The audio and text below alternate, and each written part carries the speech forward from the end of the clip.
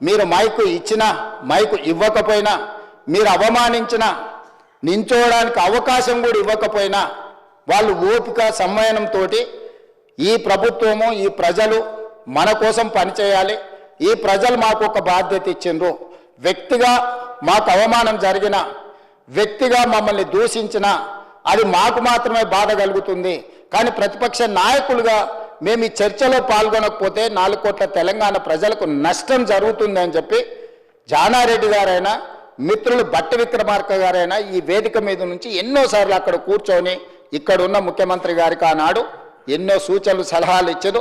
అవమానాన్ని దిగమింగుకొని బట్టి విక్రమార్క గారిని కొన్నిసార్లు కంటదడి పెట్టే సంఘటనలు జరిగినా కూడా పంటి బిగువన బాధను భరించి ప్రతిపక్ష నాయకుడిగా తన బాధ్యతను నెరవేర్చండి అధ్యక్ష. మనమందరం చూసినాం. నేను సభలో 2014 నుంచి 2015 వరకు చూసిన, సభ బయట ఉండి 2018 నుంచి 2023 వరకు ఈ సభలో జరిగిన సంఘటనలకు సజీవ సాక్షిని అధ్యక్ష. ఎప్పటికప్పుడు ఈ సభలో జరుగుతున్న చర్చలు కానీ, ఈ సభలో జరుగుతున్న ప్రక్రియ ఏమున్నదో నిశితంగా గమనిస్తూనే వచ్చిన అధ్యక్ష.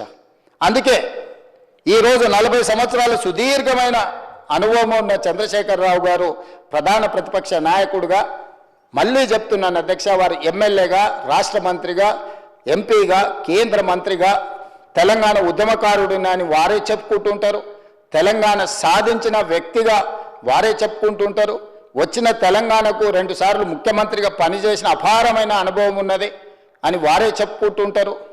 నేను కూడా వారి అనుభవాల నుంచి ఏమైనా సూచన సలహా వస్తే, రాజకీయాలలో విలువలు పెంచాలి, హుందాగా వ్యవహరించాలని ఒక నిర్ణయానికి వచ్చి వారిని సూచనలు ఇవ్వండి. మీరెక్కడో బహిరంగ సభలు పెట్టి బహిరంగ సభలలో సంభాషించుకోవడం కాదు, సభకే వచ్చి మాకు సూచన చేయండి. ఈ ప్రభుత్వం మీ సూచనల్ని తప్పకుండా పరిగణలోకి తీసుకుంటుంది, అందులో విలువైన సూచన ఉంటే వాటిని తప్పకుండా అమలు చేస్తామని చెప్పి ఆహ్వానించి సభను, సమావేశాలను మనం ఏర్పాటు చేసుకోవడం జరిగింది అధ్యక్ష. అధ్యక్ష, ఈ సమావేశంలో ఈరోజు కృష్ణా జలాలపై చర్చ మేము అడిగింది కాదు. ఈరోజు ఏదైతే చర్చ పెద్దలు ఉత్తమ్ కుమార్ రెడ్డి గారు సభలో ఇంత సారాంశాన్ని ఈరోజు ప్రస్తావించింది, మేము సభ పెట్టండి కృష్ణానది జలాల మీద చర్చ చేద్దామని మేము అనలేదు అధ్యక్ష. ప్రతిపక్ష నాయకుడు చంద్రశేఖరరావు గారు మాజీ ముఖ్యమంత్రిగా వారి పార్టీ కార్యాలయంలో పత్రికా సమావేశాన్ని పెట్టడమే కాకుండా టీఆర్ఎస్ ఎల్పీ సమావేశాన్ని, బీఆర్ఎస్ ఎల్పీ సమావేశాన్ని పెట్టి ఎంపీలను, ఎమ్మెల్సీలను, ఎమ్మెల్యేలను పిలిచి కృష్ణానది జలాల మీద తెలంగాణకు నష్టం జరుగుతుంది, కృష్ణానది జలాల మీద మనం మాట్లాడాల్సింది ఉంది, మనం పోట్లాడాల్సింది ఉంది, దీన్ని ప్రాతిపదికన తెలంగాణలో రేపటి నుంచి మనము కార్యాచరణ తీసుకోబోతున్నామని వారు ప్రస్తావించారు అధ్యక్ష. అదేవిధంగా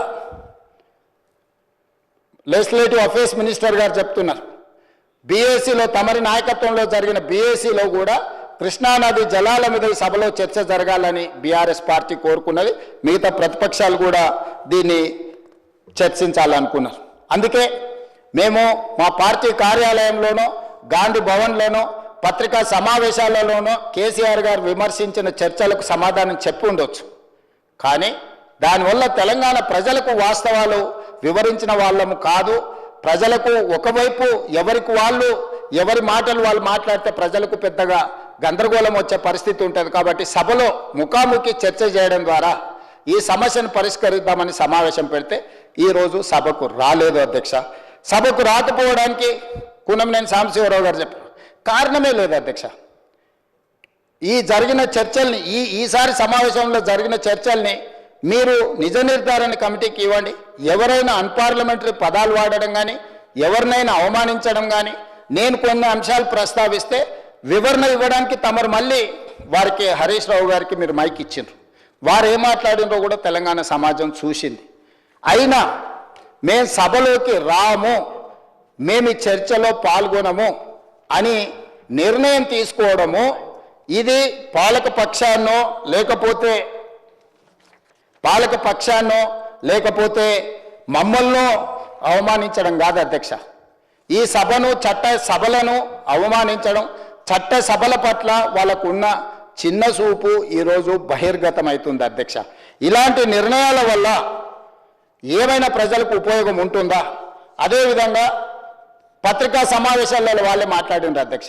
నేను కొన్ని అంశాలను ఇష్టం లేకపోయినా ఇక్కడ ప్రస్తావించదలుచుకున్నా. మీరు సభ పెట్టండి, మీ బట్టలు ఊడదీస్తామని మాట్లాడినారు అధ్యక్ష బహిరంగంగా. ఆ తర్వాత చంద్రశేఖరరావు గారు మీ తోలు తీస్తామని కూడా మాట్లాడడం జరిగింది అధ్యక్ష.